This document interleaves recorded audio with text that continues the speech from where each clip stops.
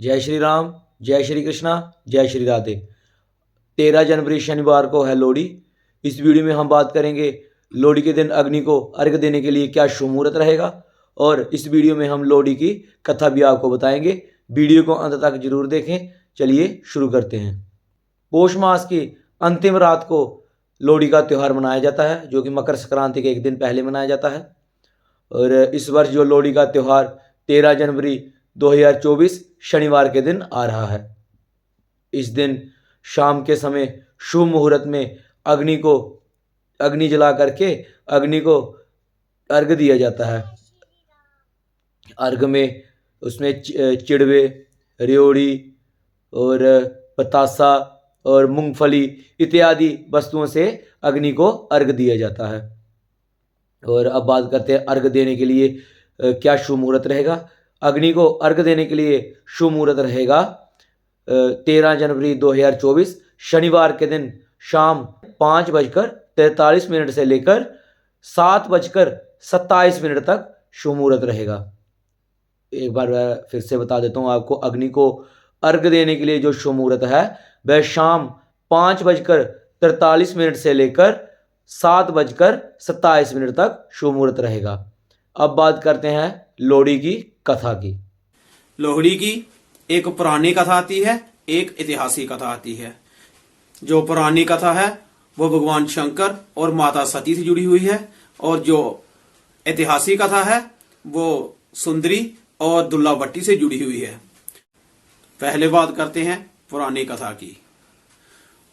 एक पुरानी कथा आती है कि मां सती और भगवान शिव के विवाह से प्रजापति दक्ष प्रसन्न नहीं थे। एक बार प्रजापति दक्ष ने महायज्ञ का आयोजन किया। इस आयोजन में प्रजापति दक्ष ने भगवान शिव और पुत्री सती को आमंत्रित नहीं किया। उस समय मां सती ने पिता के यज्ञ में जाने की इच्छा भगवान शंकर से जताई, साथ ही उनसे अनुमति भी मांगी।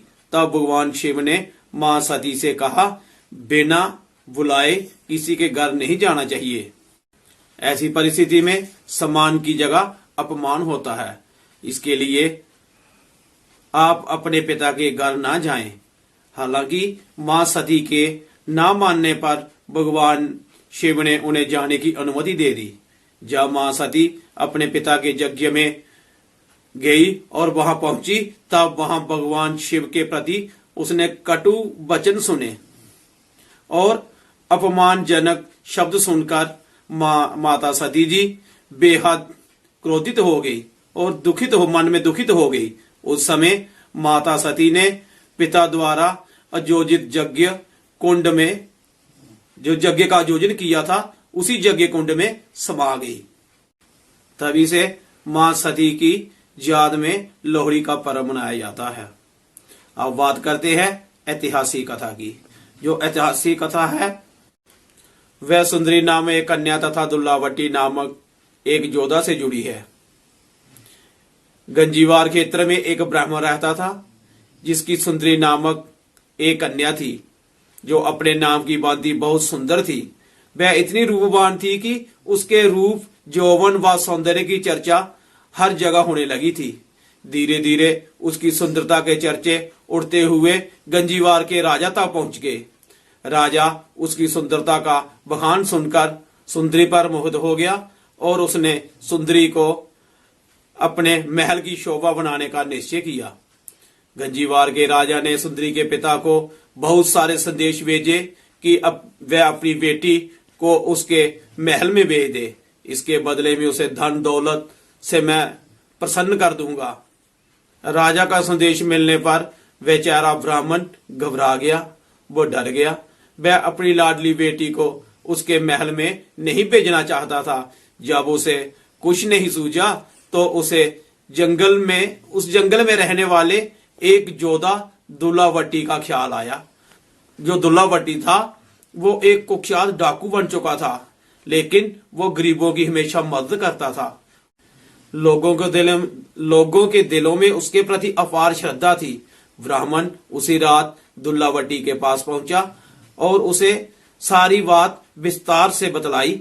दुल्लाभट्टी ने ब्राह्मण की व्यथा को सुनकर उसे सांत्वना दी, उसे दिलासा दिया और रात को खुद एक सुयोग्य ब्राह्मण लड़के की खोज में वह निकल पड़ा।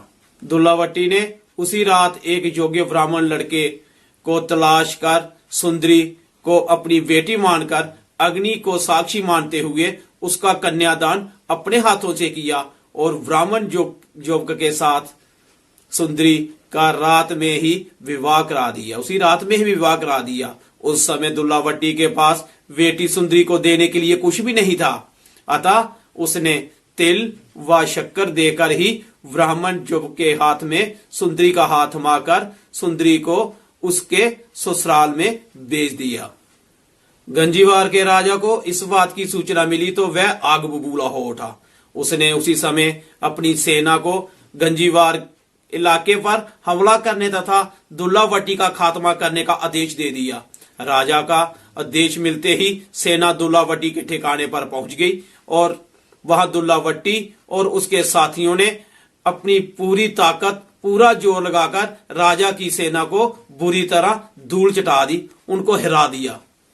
दुल्लावटी के हाथों शाही सेना की करारी हार होने की खुशी में गंजीवार में लोगों ने अलाव जलाए, दीपकादि जलाए और दुल्लावटी की प्रशंसा में गीत गाकर वंगड़ादि भी डाला।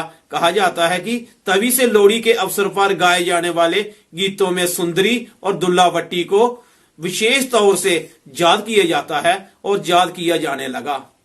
तभी से लोहड़ी का त्योहार मनाया जाने लगा। धन्यवाद। अगर आपको हमारी वीडियो अच्छी लगी हो तो लाइक, कमेंट, शेयर जरूर करें। अगर आप हमारे चैनल पर नए हो तो हमारा चैनल सब्सक्राइब कर लें।